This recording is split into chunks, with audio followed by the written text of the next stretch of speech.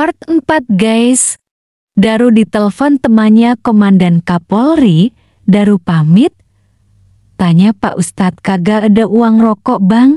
Si cewek baju hitam melihat Daru ngobrol dengan Pak Ustadz lalu menulis sonokoroko di bambu dengan kata tagapeteng dalan mau nganti ilang kiblat. Target selanjutnya Pak Ustadz pemuka agama. Pak Ustadz jalan pulang dari hutan bambu keliling, tetapi tetap kembali di tempat yang sama, hingga Ustadz bertemu Yuni pacarnya. Ia minta maaf kagak ada hari kelewat yang sama kia lu. Si cewek baju hitam mengambil jantung Pak Ustadz. Begitupun Daru berputar-berputar ingin keluar dari hutan bambu tapi malah tidak bisa keluar. Iblis bisa menyerupai siapapun yang pernah ditemui. Anak kecil itu bilang pergi Ningrum bukan urusanmu. Ningrum naik dari atas cerobong menyelinap ingin keluar dari tempat itu. Melihat Gatot petugas RSJT sedang ingin menyetubuhi gadis salah satu pasien, Ningrum menghajarnya. Saya melindungi kalian dari setan-setan itu bukan berarti kalian seenaknya menyakiti sesama. Gatot memanggil temannya untuk menangkap Ningrum dan kata Ningrum, lepaskan saya, kalian dalam bahaya. Daru bicara dengan Ningrum. Setan mereka bentuknya seperti apa? Tanya Daru. Sama seperti aku dan kamu, kata Ningrum. Ada mukanya rata? Tanya Daru lagi. Pak Kunjara yang melakukan itu. Pak Kunjara membuat siapapun yang kamu temui pasti dia sudah mati. Saya bagian dari kelompok penebus dosa. Berawal dari anak memiliki pusaka dan pusaka itu dibuat untuk membunuh dendam-dendamnya. Pusaka itu dibuat untuk memerangi ilmu hitam. Selama kami berperang, kami berhasil membunuh gurunya, tetapi Pak Kunjara salah satu muridnya tahu ritual pemanggil gurunya. Apakah kutukan itu bisa hilang? Saya tidak tahu karena belum ada yang bisa menemukannya.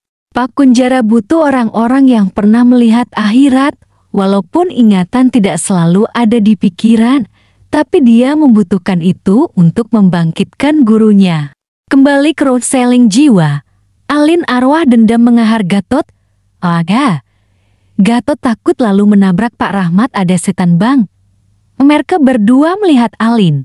Dan Alin mengejar, ayo katanya. Mereka masuk ke lemari kayu. Terlihat Alin mendekat mengerat kaki. Lehernya dicekek dengan kuku hang panjang, darahnya keluar mengalir. Rahmat membuka pintu lemari. Alin keluar, jangan bunuh saya. Rahmat jatuh. Tangannya ditarik hingga lepas. Lehernya dicekek. Aryo, polisi dan Daru berada di kamar mayat. Daru bilang semua ini berkaitan dan Ningrum tahu semuanya. Daru bertanya apakah ada riwayat para mayat ini, yang satu pernah kecelakaan, satu pernah dirawat di road selling penyakit jantung. Daru cerita, gua pernah nyebabin orang mati. Lu inget ada anak perempuan pakai pita, gua lihat ada orang yang ambil salah satu pita dari sakunya untuk menjadi trofi, tapi tim gua kagak bilang ke rekan. Andai aja waktu itu gua bilang, maka 5 anak selanjutnya tidak akan mati yo. Mungkin anak-anak itu mau jadi korban, gak ada hubungannya SM lo, sanggah Aryo. Wanita hitam muncul menulis honokoroko dengan darah. Hilang raga tetapi jiwa akan membantu menyerang musuhku. Daru berada di kamar jenazah.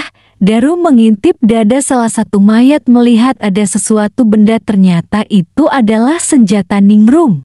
Jenazah Pak Ustadz datang. Aryo bilang gua harus naikin berita agar warga waspada. Semua orang ini pernah hampir mati ya. Mati suri, detak jantung pernah berhenti, ingatan tentang akhirat disimpan di 2 tempat, otak dan jantung. Melihat mayat matanya putih. Aryo, Daru takut kamar mayat tiba-tiba mati lampu. Semua mayat bangkit mengkeroyok Aryo dan Daru. Aryo menembaki mayat. Daru berhasil keluar. RSJT semua orang panik untuk keluar. Cari jalan lain, kata Ningrum. Alin mencari saya, bergelut Ali dan Ningrum. Tunggu, kata Ningrum, jangan ganggu perempuan itu. Wanita hitam mengincar perempuan hamil. Kita bertemu lagi saat guruku kembali. Ali mengejar Ningrum. Mereka bergelut. Daru lari menuju RSJT mencari Ningrum. Wanita hitam menata jantung-jantung pemuka agama. Di tengah ada perempuan hamil tadi. Ritual dimulai. Kang luruh gempur menyang alam kasidah, jati bisa lumantar rogo iki. Perutnya mulai bergerak. Ningrum diberi senjatanya oleh Daru. Sret Ali mati seketika. Daru, kamu selamatkan pasien lainnya, aku mencari pakunjaran. Kamu terlambat, ritualnya susah berjalan, kata perempuan hitam. Selalu ada cara UTK menghentikannya. Tapi kisah pendahulumu tidak ada yang berhasil mengalahkan kami. Jawaban itu akan muncul pada waktunya. Ningrum bergelut dengan wanita hitam. Selalu ada cara untuk mengalahkan senjata Hadara. Perempuan hitam menulis kekuatannya dengan darah. Daru mencari kunci. Ningrum dilempar perempuan hitam, berubah menjadi iblis. Mayatmu akan menjadi persembahan untuk guruku. Kamu boleh coba, Ningrum, tetapi Kakak mencoba melawan iblis yang kuat itu. Tangan keluar dari perut perempuan hamil di saat Ningrum wanita iblis bergelut. Parjo mengatakan, tolong dia Pak, dia butuh kamu. Kalau tidak kamu dan kita semua akan mati. Ingram kembali, kekuatannya bisa menghilang dan hadir dari segala arah. Pesang Ningrum ditangkis hilang dari tangan Ningrum.